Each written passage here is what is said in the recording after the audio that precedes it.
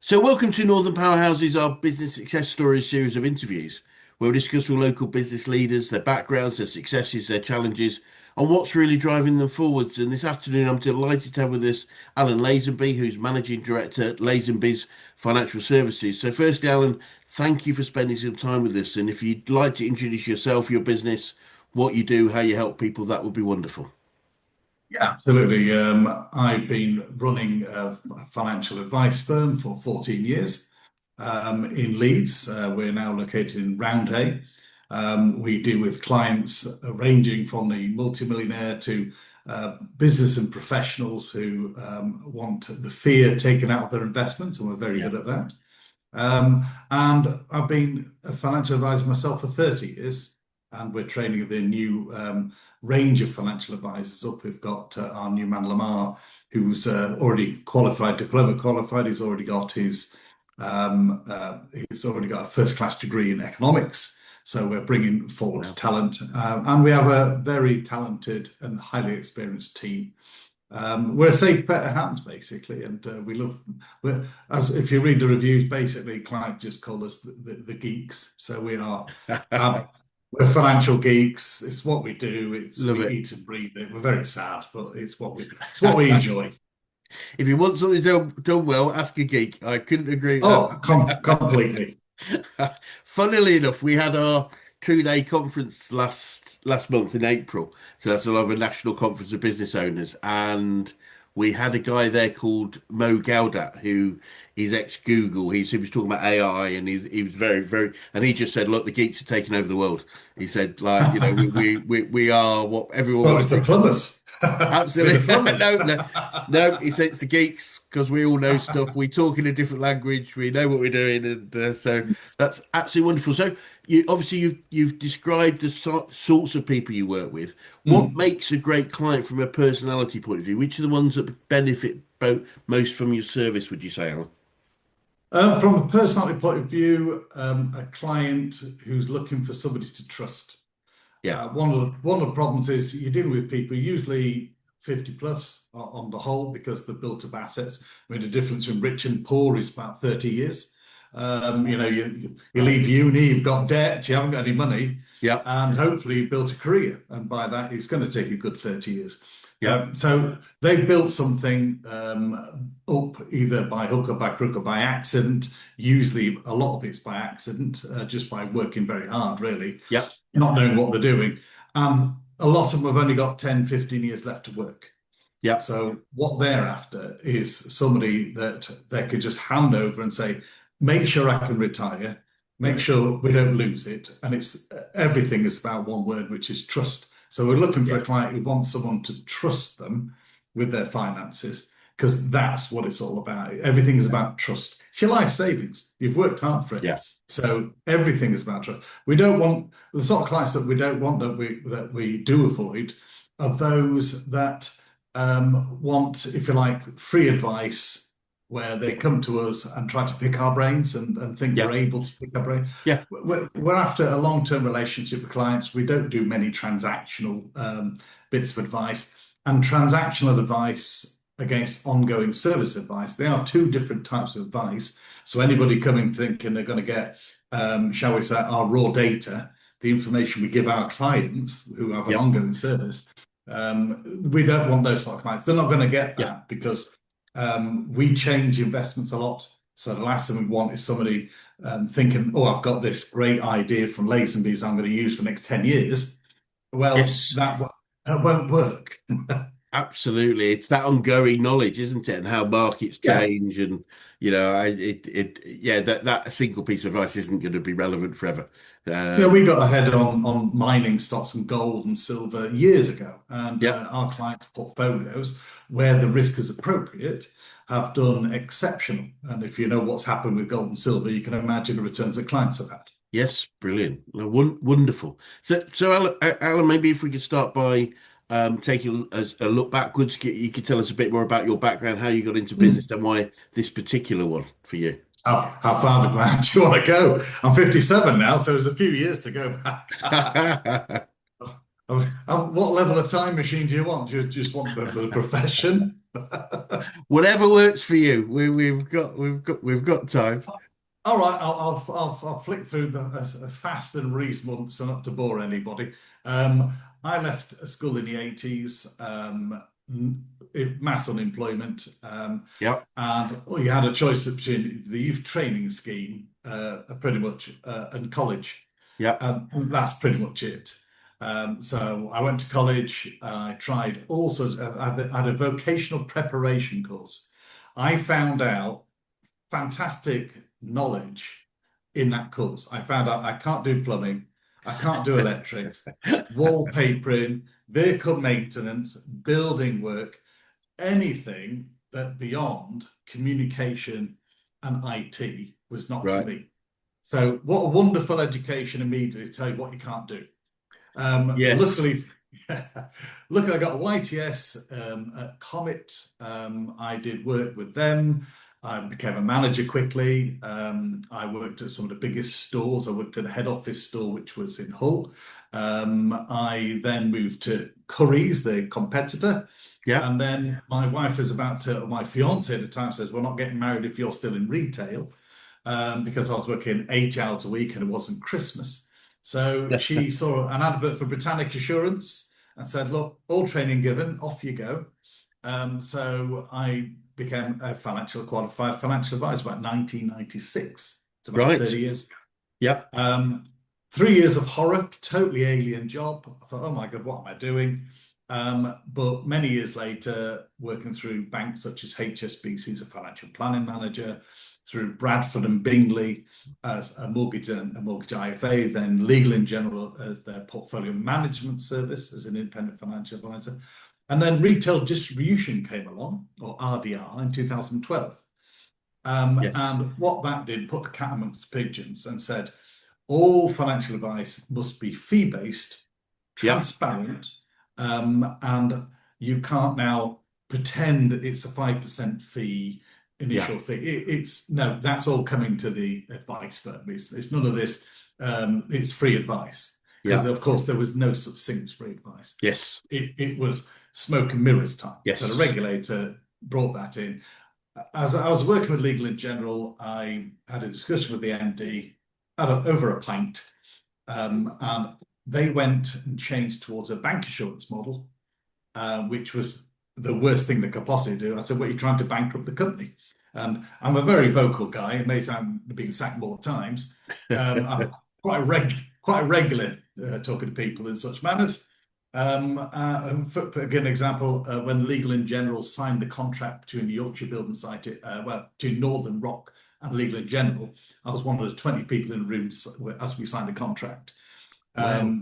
because they'd moved me into one of their maid stores in Leeds and York, Yep. and I wanted, their top advisors from the Yorkshire Building Society to come over. I was not amused, so we had a major argument, and they literally carried me out the building, put me on a taxi, and then on a train back home, because nobody had asked me to move me, so they'd moved me on a day, put me in a room as a sign a contract.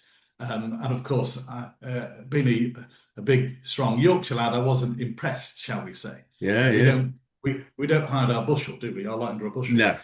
Quite. So I knew, and I'm very happy to talk to senior people and say, "What are you doing? This is a cacophony of a cock up. You're going exactly the opposite route of RDR." And I said, "You're going to be busting 3 years." And he says, "No, we won't." I said, "You're going to be busting 3 years because you can't afford the training, Right. because all the training costs were hidden within big banks and big insurance companies." And RDR said, it's isolated. That's the company, Legal and General Portfolio Management Service. There's your training costs. Right. Don't hide the cost to cheat and therefore run an unprofitable business at the detriment of the market. So Yes. I knew there and then they were toast. And guess what? 3 years later they went toast. And they went under. So the portfolio management service closed, and that was literally 3 years. And why 3 years? Because the regulator said you must turn a profit in 3 years. You Right. can't run a loss. So I set up the business with no clients at all, because they'd moved me Yep. from one place to another, and all my clients had gone.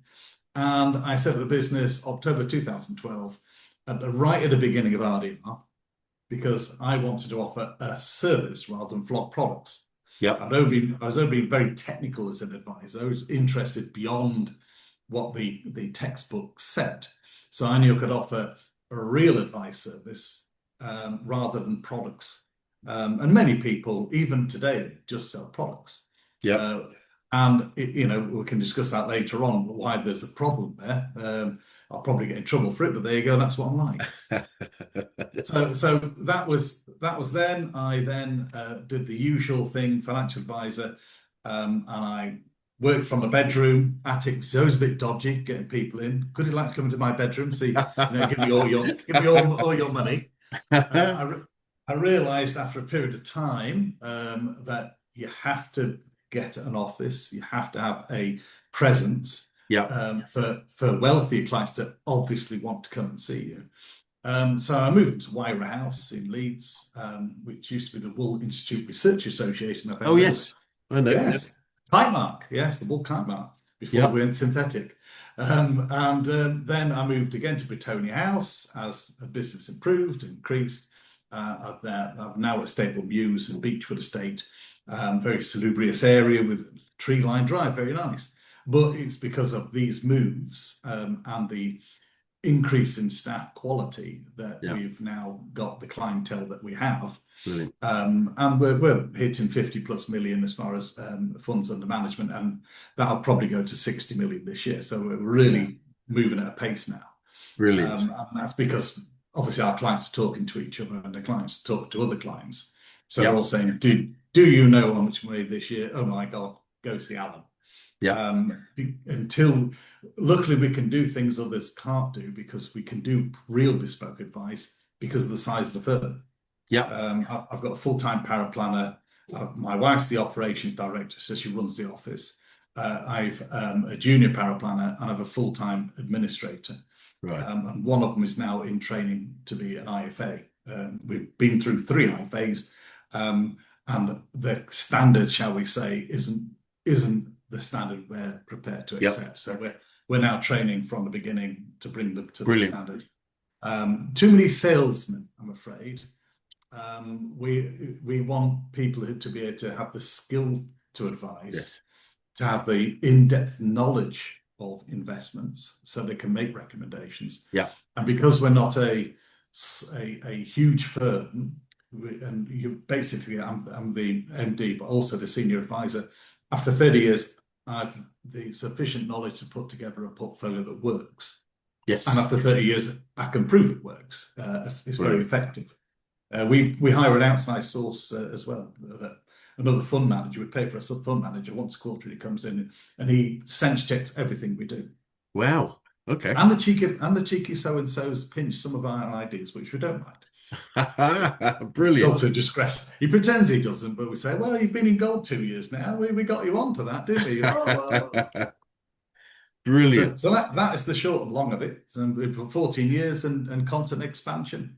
So we've been doing Lots very well. and clearly lots of experience and expertise, which is great. Yes, it helps. To be fair, most of the financial advisors work for a firm that tell them what to do. Yes. Okay. And they're in no position to make a recommendation beyond what the firm says. Yeah. And that is always a problem if you deal with a large firm, unless you're dealing with a managing partner who sits on the investment committee, you will not make that advisor won't be able to make any recommendation beyond what everyone else is going to get. It's just not Yes. going to happen. Most people don't understand that.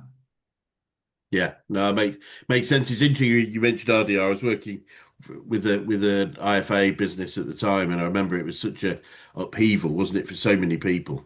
Yes, And but good for others. I mean, it was good for them because they became attractive to lots of independent. There was lots of IFAs that went, "This is too much," because there was a whole bunch of new yes, compliance work and a whole bunch of things, wasn't it? It as was always. it was a great example for me how a market change you can choose whether you want to see it as a benefit or a challenge.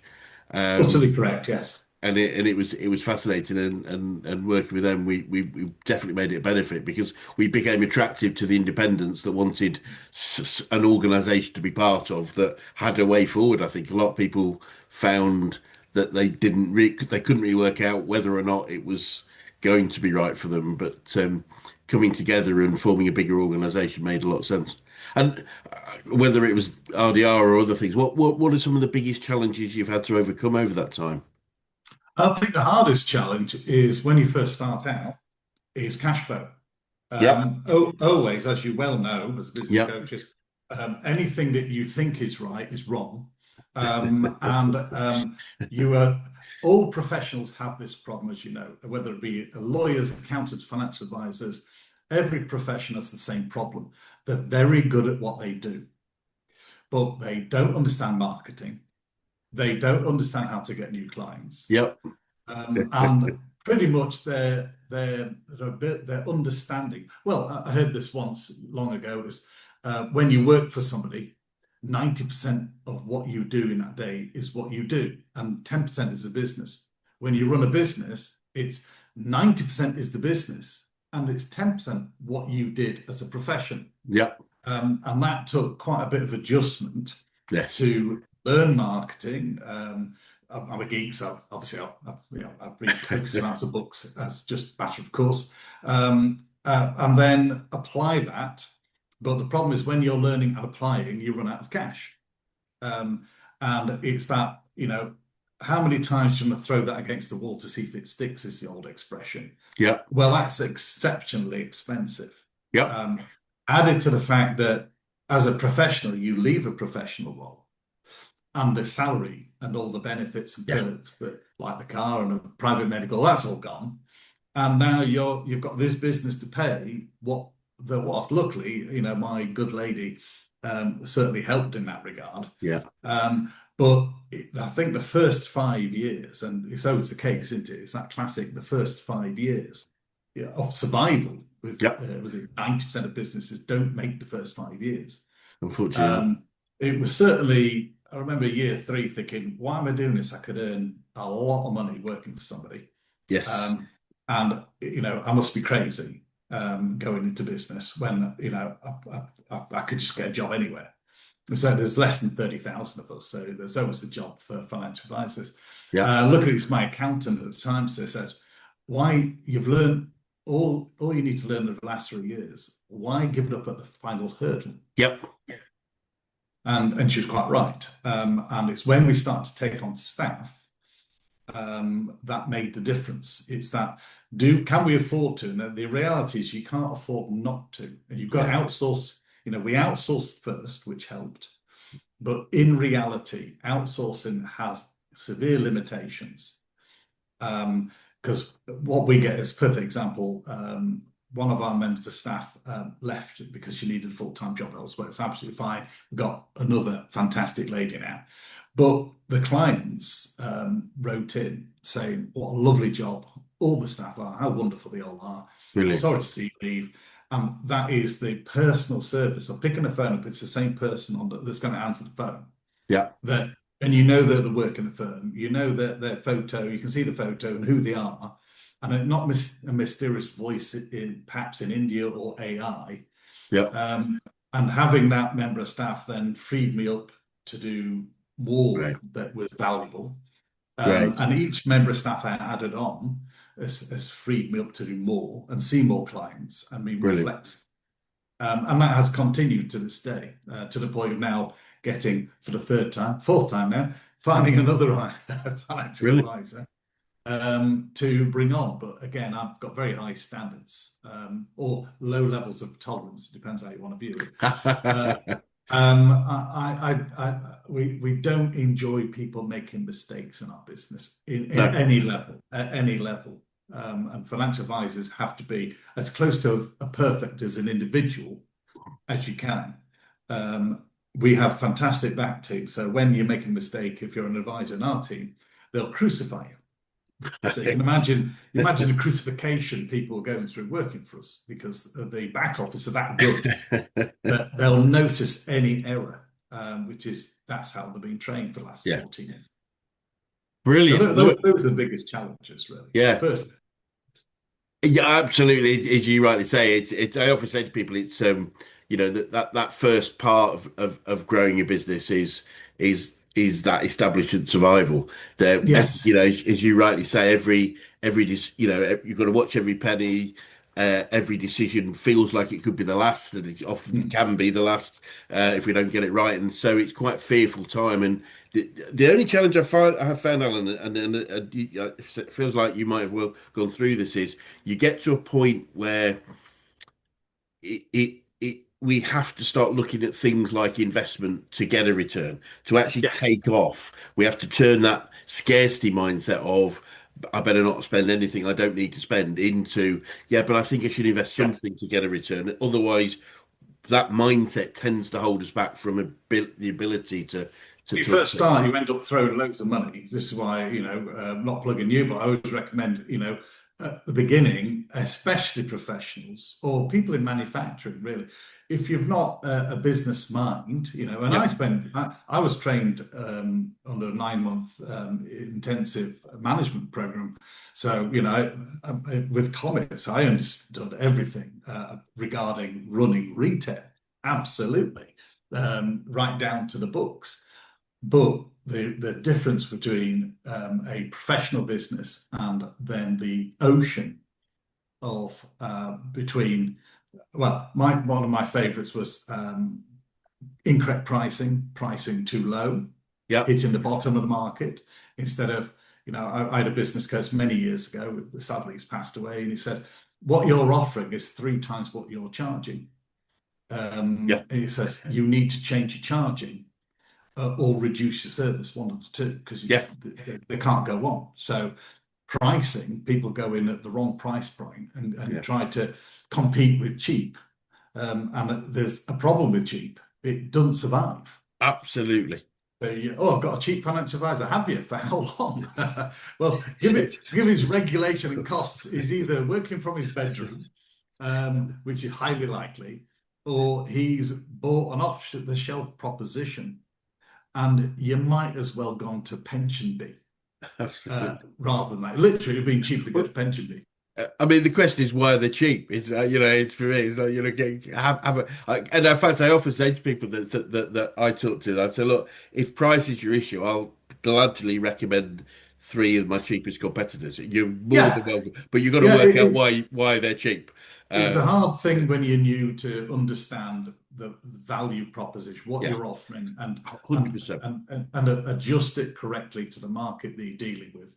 Yeah, And I found it. I had a conversation with a client. Oh, I could get something half the price. So, well, that's not a problem. I'll tell you now exactly what you're going to get. You're going to get a model portfolio, and this client had £1 million, yeah, in a pension, and the father had been investing it for some time and done a very good job actually. He's an excellent accountant, did right. pretty risky stuff, I'll say. Pretty Interesting. fruity stuff that Yeah, his daughter interesting. didn't understand, and now obviously I'm directly dealing with her. And I said, yeah, they'll do a model portfolio, and they'll say it's bespoke, and just ask me, is it a model? Yes. And are you going to move me from this model ever? And the answer is no, because they've got all the clients in it. Yeah. So they can't move them Yes. ever Yeah, because that's they not. could have 1,000 clients and they're going to write 1,000 advice letters saying, we've now chosen a new provider. Yeah.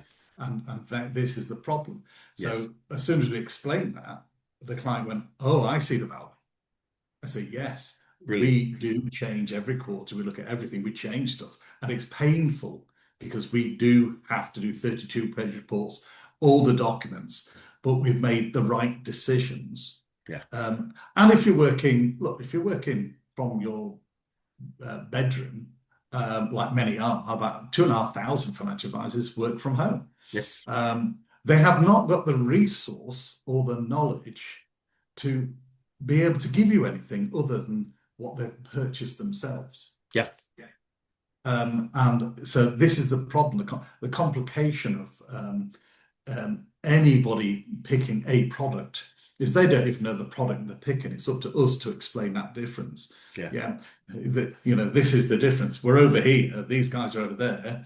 You can go over there if you want, and that's the price for that. Or you can come over and pick something that, Yeah. this is your life savings. Which do you want cheap for your life savings? As you said, it's the most important, one of the most important things we could do is pick Yeah. the right financial advisor. It's our life's work, our life savings.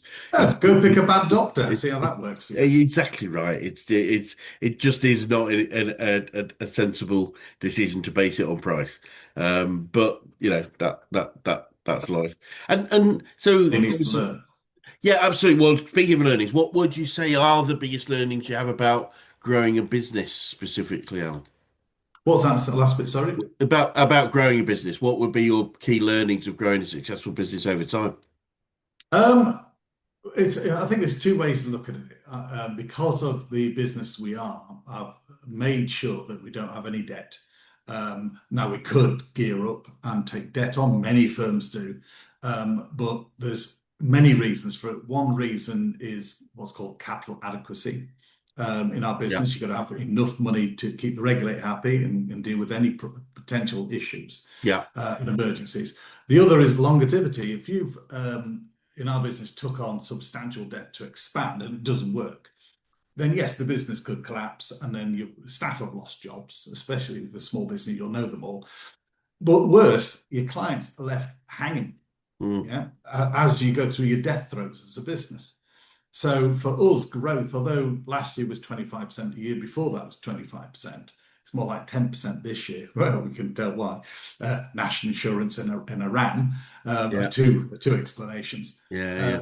Uh, yeah. So when we're looking at growth for ourselves, it's always an expansion of capacity. So you've only got so much capacity to deal with clients and transactions every single day. You've got to build up the back office, and you can tell a good financial advisory firm by looking at the advisor to paraplanner ratio. Right. And if you've got four, five, six advisors and two administrators, but no paraplanner, then what's happening there is they're doing no research whatsoever. They are using one product and Right. it's flying through, and the administrator is just there to process and do bits of Yes. paperwork. The advisor's got a standard letter that they're getting out. Yeah. So where there's many paraplanners, which are very expensive to have an expert in the back office, which a paraplanner is a financial advisor who doesn't see anybody. That's the way to look Okay. at it. Yeah. Yeah, they do lots of research Yeah. in the back office. They pull together the research, pull together letters. If you have like no paraplanners or very few paraplanners, then the work that that firm's doing is simplistic. Yes. Got you. Yeah. So to expand and still offer a high level of service, you've got to pay a lot of money in the back office, Yeah. which and the larger firms don't like doing because it hits margin. Yeah. It hits their gross margin as the costs Yes. are quite significant because every person you take on has software that they've got to do Right. and Yeah. use. Your licenses for this, license for that, national insurance, pensions. We give all our staff 6 weeks holiday and we give them Right. all private medical insurance because if we look after them, they look after us and they look Yes. after clients. Yeah. And you've got to look after people who deal with other people's money, in my opinion. You've Yeah. got to look after them very well. So we pay them very well, look after them. Brilliant. And this is where trying to build expansion, it's not even about the number of clients. It's about the support structure to take the clients. Because we could take loads of extra clients, but would we be able to actively service them to the same standard? Right. No, and this is where we're taking on a new financial advisor. He will deal with a large chunk of clients, and now we've got additional capacity, obviously. Yeah. It So makes we don't sense. want to put the firm into risk. We don't want to. For expansion for us is organic, always Yeah. has been. And if we ignored the first 6 years, which were rough, obviously, and looked at the last eight. Um, 80% of the business that we now manage comes from the last year, 8 years. Right. Right. Wow. That's the expansive That says growth it all, of doesn't the it? Yeah. 8 Yeah. years. Yeah. And that's with structures in place to be able to deal with that. And now we've Yeah. got to that point where we're desperately needing somebody else because of the number of clients we're having to do and new clients coming on board. Yeah. Brilliant. Even with this back office administration, which is, pretty intensive, three people around me, four if you include the other director, that we need some, if you like, new blood to take some of the pressure, the steam off, Yes. Yeah. to take new places, new leads. Yeah. Yeah. Exciting times. I mean, it must be exciting times for you with having that natural organic growth happening and being able to therefore just, the job is therefore management, is managing the support of those clients, I guess. Yeah, it is. But it's for us, it's obviously we're geeks. So what's more exciting rather than we're earning more money is we're having a cracking time with clients. And that's a bit that we get the Brilliant. biggest buzz. Because we have regular some clients we see twice a year, some clients we speak to. Literally, I've got clients on a daily basis. Right. Um, so I would say they're more high intensity Yeah. clients.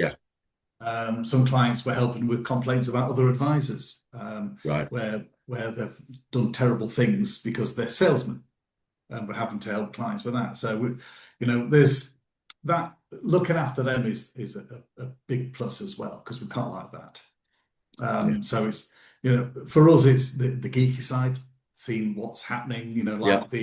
Like what's happening in Iran. That's very interesting for us. And I've just done a Yorkshire Post article on that about oil and the prices.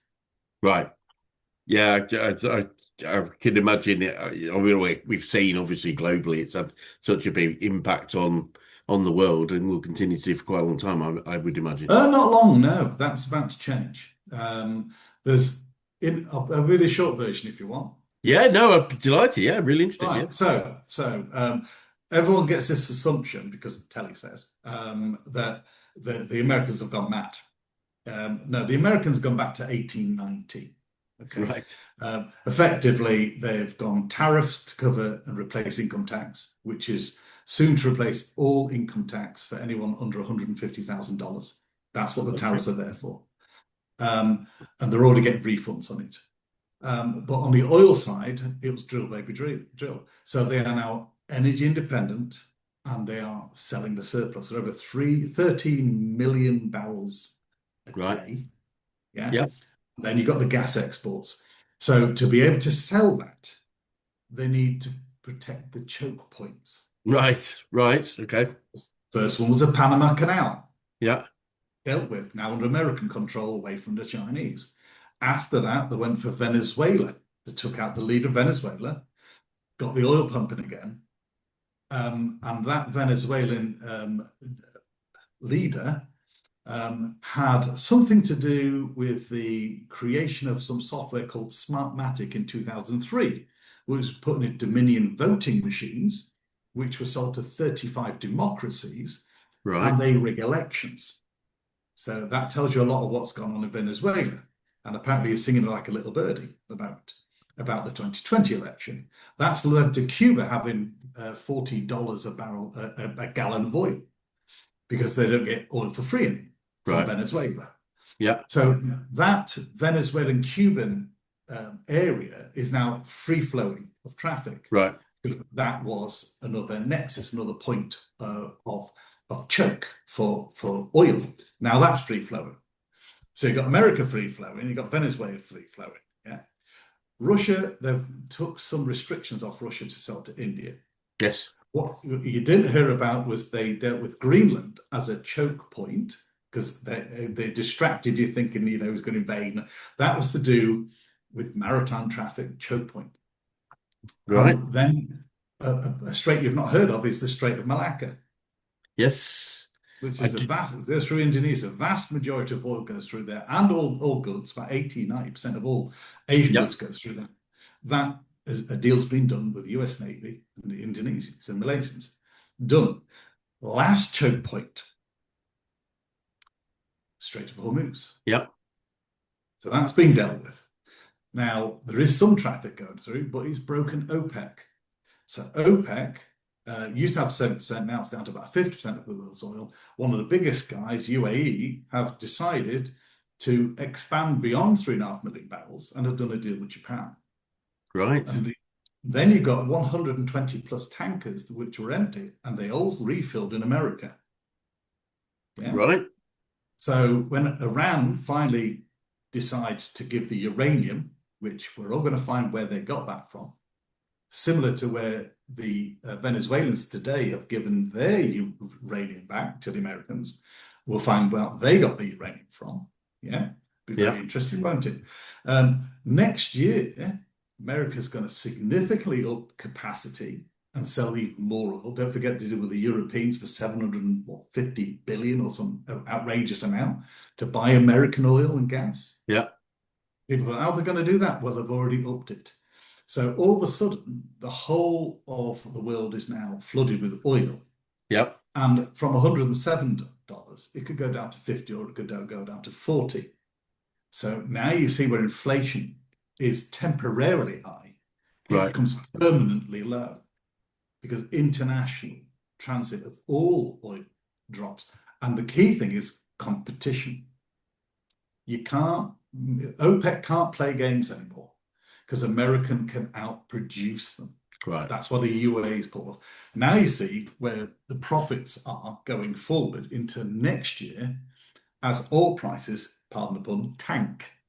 So all of a sudden it looks a lot less mad and a lot more long, huge, long policy, what's called Right. the Monroe Doctorate. And America's pretend, just think about the British Navy. What did we do? But that's now the Americans. Yeah. Okay. So oil will go down. So it's not, again, everyone focuses on the war, which is very short compared to normal wars, but forgets what the overall plan is, or is ignorant of the overall plan. Yeah. Um, and this is energy dominance Right. Yeah. to run AI. Yes, of course. Yeah, absolutely. It's yeah, Yeah. yeah, very, very expensive cost. Yes. I Yeah. was interviewed someone a few months ago, and they were saying like at the moment, I think something like, and you'll know the number, so please don't. Uh, but it was something like in by 2030, AI will be 10% of um, global power requirements, but within the next 20 years, it'll be 90%. It was just that massive exponential growth. The logjam, I think Musk mentioned this very recently. The logjam is A, construction, because Yeah, the significant amounts of concrete needed. yeah, And B, the ability, although a law was passed by Trump to say you can have a power plant on your AI system, you don't have to have the grid. Um, the amount of construction already going on in America, and the last figures I got were 4,000 factories. That was in January, being built all at the same time in America. So this is the 17 trillion that's going in. Vast amounts of reshoring, vast amounts. There is a cap, a limit on the availability of trucks, yeah, drivers, concrete, raw material to build the centers in the first place, and then to build the power plant. So it's the logjam is capacity at the moment. So it's not going to be this immediate thing people think it's going to be. It certainly is replacing lots of menial tasks. And yeah. I think the biggest threat is if you're an Indian call center, let's be honest. Right. Yeah, yeah, They're in for a very bad week or month or year or forever. yeah, Why are you paying? You know, you can have an Indian accent and his name's Fred from Doncaster, pretending, and literally you'll have a perfect American accent or perfect Glaswegian accent or whatever accent you want. yeah. AI will deliver that. So you'll actually be Absolutely, able to understand AI in absolutely. Scunthorpe because it will have a Scunthorpe accent. Yeah, Now, it will make mistakes, no doubt, to start with, but I would suggest that that is the biggest risk area, is going to be that level to yeah, start with. And that will save the banks. You can imagine the banks moved, HSBC moved their call center to India. That call center will just disappear. Yeah. And it will be AI for Yeah. absolute certainty. So there are, yeah, we have these discussions with BlackRock and many other companies, Invesco, and it's a constant conversation about not so much jobs that will be lost, but more to do with like we had in the 2000s, where what type of retail will be left? What will retail look like? Yeah. So jobs won't be lost in the way people think, for sure. And because of demographics, it may not be as disastrous as people think. In other words, less people are being born. Therefore, they would normally take those jobs, and they're Yeah. not around. People don't understand how few children there are.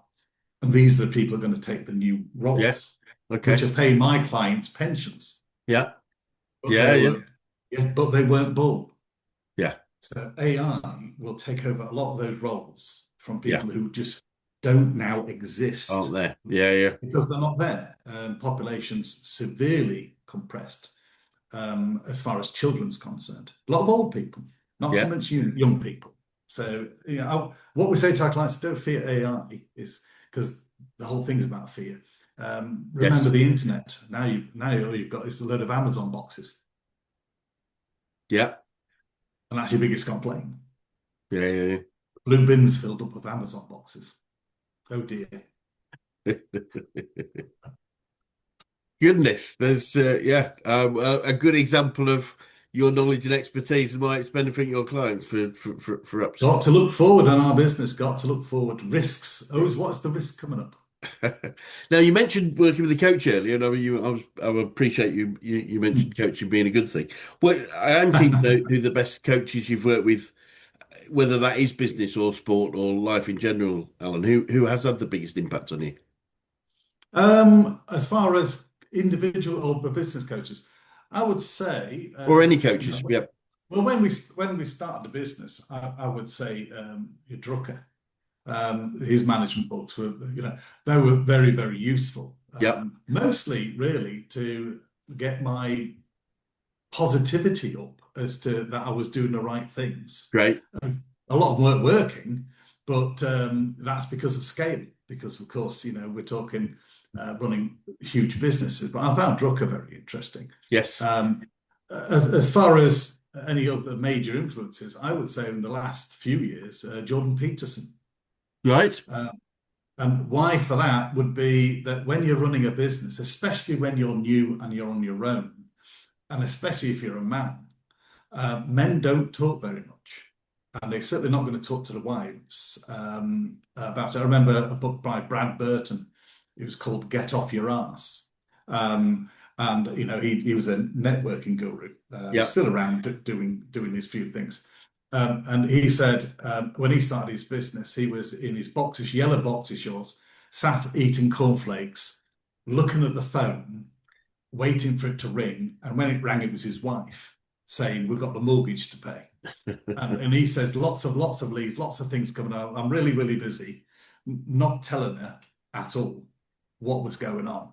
So I think people like Brad Burton and Jordan Peterson who just say it how it is, and I let you to release the stress, at least somewhere, of running a business. Yeah. Because men are terrible. One good thing again about having a coach is to be able to turn to the coach and say, "Oh my God, I can't tell the wife this." Yes. Because she'd make me get a job. As you said, just offloading sometimes. I was telling someone earlier. We in Action Coach we call them BMW moments, which stands for Yeah. bitching, moaning, and whining, which is which is absolutely. In fact, funnily enough, I've been lucky enough, absolutely blessed to train with a guy called Marshall Goldsmith 3 times. Now Marshall is recognised as being the top executive coach in the world. So he's coached the president of Ford Motor Company, Pfizer's Pharmaceuticals, president of the World Bank, and he was saying, I think it was the president of Ford, and he said he was just saying, "Oh well, nobody understands me. My team don't understand me. My customer, blah, blah, blah." And he had this sort of bitch thing. And Marshall said to him, and Marshall's a sort of a lovely man. He's well into his 70s now. Kentuckian with this beautiful sort of Kentuckian accent. Buddhist. He's just sort of this amazing human being. And this guy, this president had just said, "Oh," and Marshall said to him, "So let me just rephrase that. Let me just understand what you're telling me." And he said, "Boo hoo hoo! I'm only going to get paid $40 million this year." And then he goes, "Oh, fair enough. Yeah, I'll get with it." Yeah. Put it into reality. Yeah, let's put it into reality. We are paid to have bad days, and that's okay.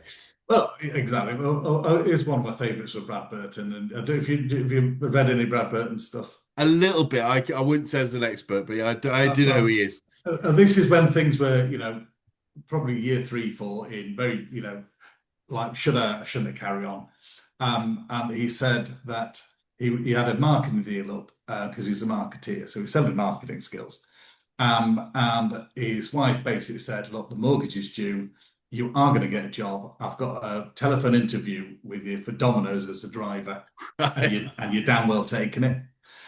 So she made him take Brilliant. the call. He then had to deliver pizzas for Domino's, and he delivered a pizza to one house, and it was the managing director of the firm he'd just touted his services to. Brilliant. And he flummoxed and said, "Oh, well, I'm just doing work for Domino's on their marketing department." He said, I got a very good tip," he says, "for the pizza, but he never called me back." So So Fab- it's Fabulous. good to hear that other people that were directors of FTSE companies in marketing are finding running a small business very, very challenging. Yes, it's an interesting thing that I've found, Alan, and I've worked with quite a few very senior execs that have sort of semi-retired and started their own business. That sort of idea of, they were board level CEOs, and it is a different thing. It's a different mindset. I think it's Mm. two things. Different mindset. Of having to do it yourself, 100%. Yeah, Also, the thing I found was expecting those around us to be high performers. It's like when you start a small business, it's very difficult to, you probably don't, you go back to cash again, you probably don't have the cash to hire high performers at that point. People yeah, that, when you're surrounded by senior execs, directors, and you go, can you go and do a strategy for that? They do it, they just get it done. When you're running a small business, you don't typically have access to that same level of people at the start until you've trained them up or you recruit better. And so it's being understanding that we have to work with a different set of people at that point in time. And I think a lot of the people that I found that were in that state, although they were high performers in the as CEOs or wherever, they always had accountability. They always had somebody they reported to, whether it was a chairman, a yeah. board, It was investors. a responsibility. Yeah, when you run your own business, there isn't anyone necessarily to hold you accountable other There's the than your wife. wife. Yeah, yeah, absolutely. The There's the wife, but that's wife engaging. and the bank manager. It's a really good point, but it is like not everybody else engages at that level or have wives that will hold them accountable to that point.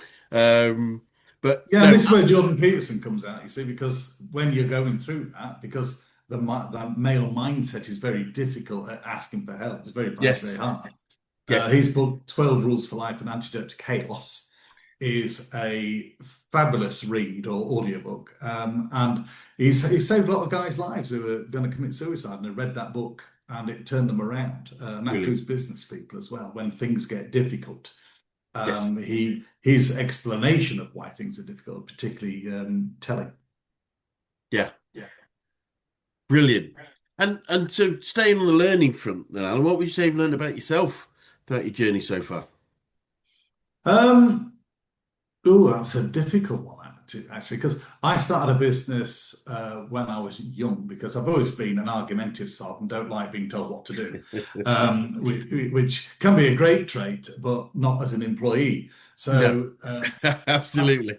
yeah, so I was 22 and I started Lazenby's the Better Sleep Centre. And I had a little shopping hall for about 9 months selling furniture. And what was it? The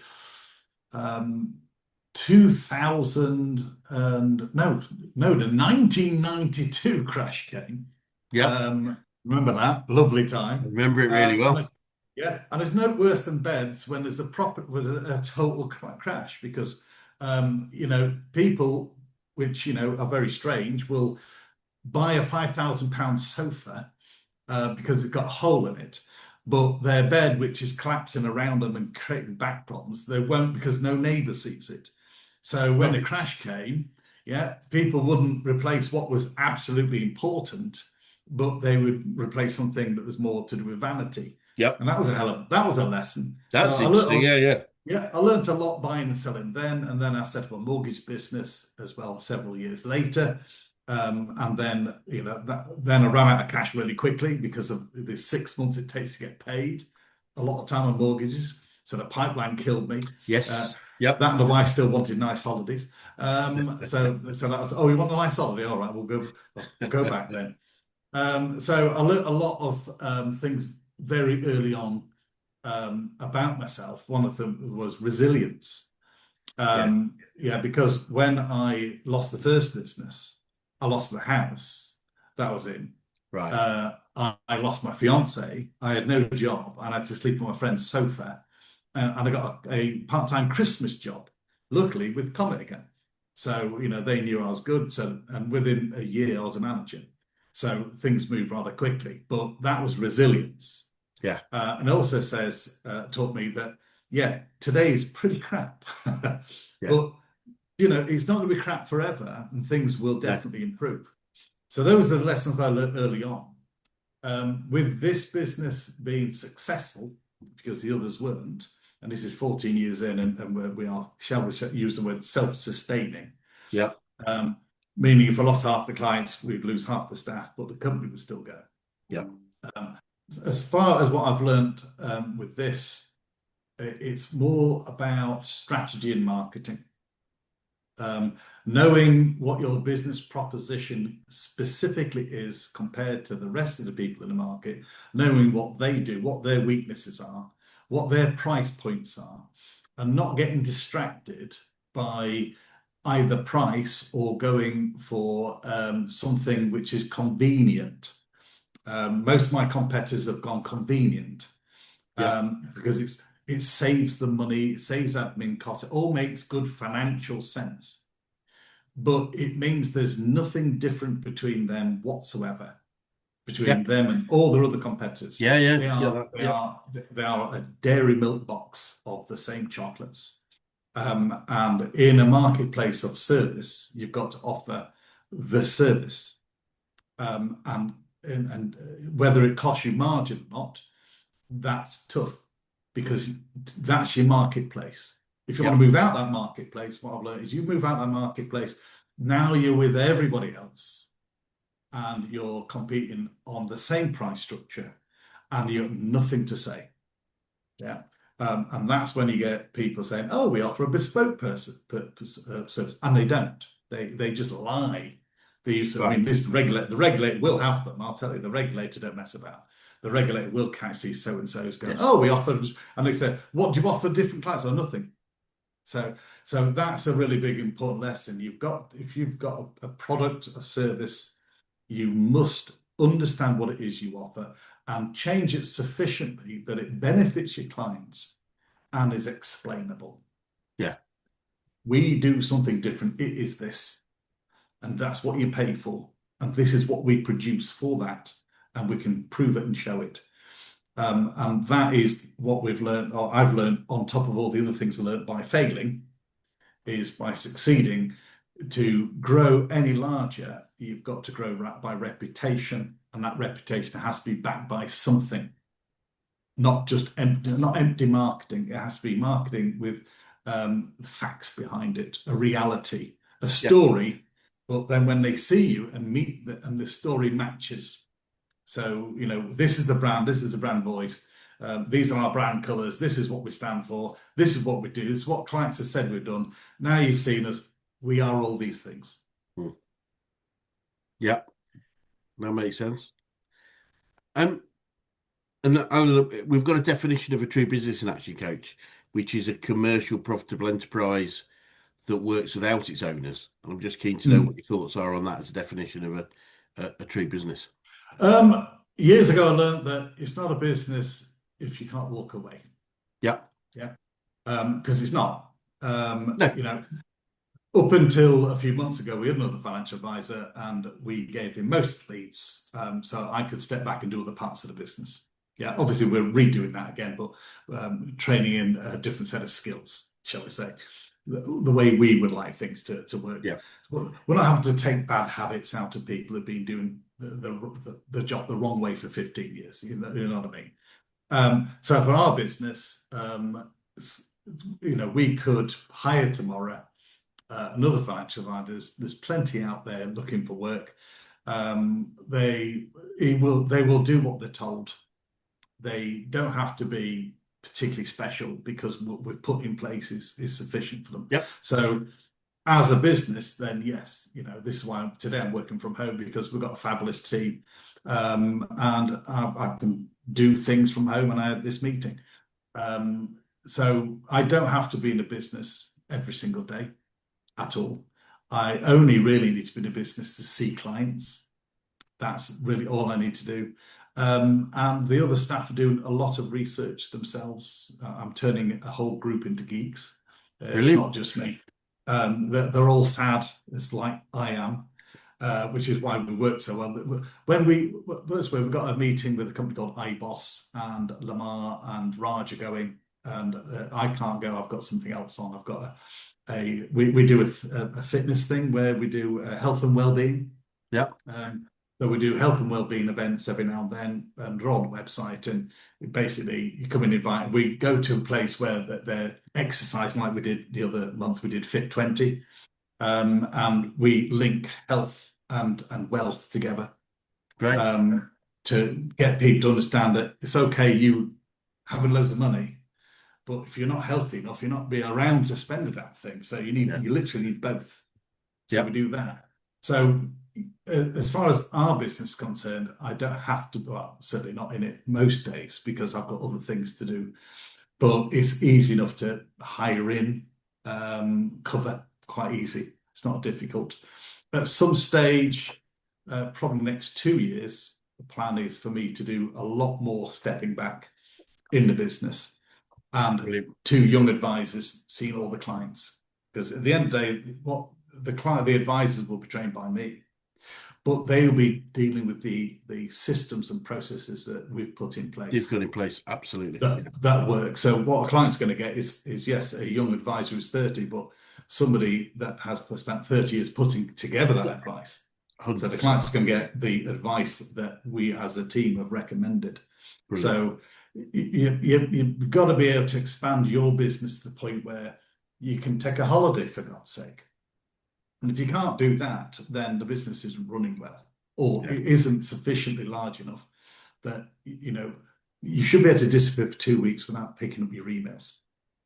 Without a shadow of a doubt. Yeah. And Yeah, you and we're know, at that stage. So, I mean, our definition is go away for 6 months and still have a business to come back to. That's if it's a true business. Now, and the key thing that we say is that doesn't mean everyone has to have one of those. no. It's not like it's a requirement because, as I say, if we don't, we still have a job, but it might be a job we really enjoy and we're paid well at. So it's not like you have to do it one way. But I think there's a lot of people believe they have a business, but it's probably a bit of a 50-50 thing. And so Well, there's no the right way. question is, can you sell it? Can you go to market and say, I have this product. Um, Absolutely. what price would you give me for this? And I've got accountants friends, and they've got no value in their business Yeah. at all. They've Because got it's, 1 times earnings. That's it. Yeah. yeah. My business is 6 times EBITDA. So, and I won't discuss that today over the line, but I know what my EBITDA is. Yeah. So I'm aware I'm literally aware of the sale value of the company today. We know what it is. There's a saying, you probably know the saying better than I do. Everybody retires, dies, goes under, or sells. Yeah. Yeah. So you've got to decide which one of those it's going to be. Yeah. Yeah. So we have an eye on exit in the future in some years to come. Brilliant. And the only way to have that, an eye on it, is to know what your value is today and what value you would like to have in a You want business it to have going absolutely. forward. So we know what that is, and we know what EBITDA we need and the multiples and what they're selling for, and what our client base should look like, and what the charging structure would look like to be able to sell it in the first place when that time comes, which is, I'm still 50. I'm the average age for a financial advisor, 57 is the average age. I'm still a young chicken. Right, So, brilliant. and as I quite enjoy it, because I'm obviously a mad geek, I would just do this retired anyway. So it'd be a while yet before we get to that point. I think the other thing that and just from a conversational point of view, I think the difference between retiring for a business owner and so retiring really is a phrase that's relevant to employment, i.e., Yes. we work to build as much cash as we can, and obviously Yep. invest in people like yourself, and then we can stop doing something we didn't really enjoy. Whereas Correct. as a business owner, if we love what we do, we why would we ever stop doing the bits that we love? And we get the choice. Yes. And that's what one of the beauties of running a business is we get to choose. The And challenge this of is running a where business, I'm already at that stage where I'm doing the bits I enjoy. absolutely. Again, I always say to people I work with, I say the challenge of running a business or owning a business is the buck stops with us Yeah. ultimately until we employ somebody else for whom it could stop for, if that makes sense, and Yeah. replace ourselves in that area. The great thing about running a business is we get to choose exactly how it is, who we work with, how we work with them, how long we work with, and therefore, if we create something that we really enjoy the bits of, then retirement really is the thing about it, ultimately, I find is most businesses are run by driven people, and the word Yes. retirement sounds like sitting in a chair staring at a wall, which is the last thing a driven person wants. But retirement should be for those people the next step of what they want to do. Now, it might be just do more of what they do, but it might be, you know, mountaineering or traveling around the world or whatever. We get that choice, and I think that's what's great about Yeah. running a business. It is, even when we're having to fight against governments, which Yes. we've been fighting against governments for a long time. Yeah. What's the phrase? Government meant, that's mind control. So these lovely people who are not here for our benefit, when we have to, we don't evade tax, we avoid tax for our clients. And Yep. the discussions I have with the clients, I make them no matter which party is in, I have to explain to the clients what it is because they have obviously political things going on. So I strip it all the way down and say, look, stop thinking of government and parties and just think of the mafia because there is no difference. Yeah, apart from the mafia would protect you. Yeah, that's the difference. When it come round for their percentage with threats, and you don't pay them, guys in black, because it's not in blue anymore, will come round and drag you away. That's literally the definition of mafia. The difference is the mafia would actually say who's stealing from our patch. Let's go sort them out Yep. and deal with them. Unfortunately, for 30 years, our government said, yeah, we don't care. We've got the money off you. Let's keep turning that tap. So that's how I describe to clients governments and tax and why they shouldn't be paying any more than they can get away with Yeah, legally. absolutely. Because why the hell are you paying these guys to literally give you money to foreign countries and do crazy ass things with it? They won't benefit you. And it doesn't matter what color stripe they wear. It's the mafia. Yeah, they're there to take money from you working hard. Just think of yourself as an Italian coffee shop owner as they come in and smash in your windows and say, "Give me some money," and you go, "Oh, okay then." Yeah, it's just they haven't Yeah. smashed your windows in a while. Yeah, they're the mafia. No, they're buff for you. So, final question. What would be the best advice you could give an 18-year-old you if you could go back in time and do that, Bill? Old-fashioned dad advice. We have a thing called the pot system. So everything you spend, you already know about, and people pretend and lie mostly to themselves about money because people will lie to themselves and everybody else about money instead of being truthful. And the first is don't lie to yourself. Live within the means. You are not some rock star superstar. Yeah, you've just started out. You know nothing, you have nothing. But what you can do is save and create pots and put a name to the pots. Call it holiday, call it new clothes. call it emergency, call it white goods if you've got a house. You need 5 or 6 pots. You know Christmas is coming, so you know what it cost last year. Put that away each month. You know what your holiday costs because you've already booked the damn thing. Put in the hotel costs and the food costs. Yeah. Put these costs down that you know is coming. It may hurt because it means less beer money.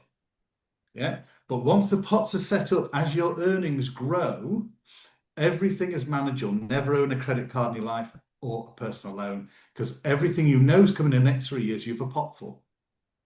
Old-fashioned stuff. My father did it as a gardener, never owed any money, always had new cars, nice house because he saved. Sound advice for everybody. Look at Brilliant. your pots.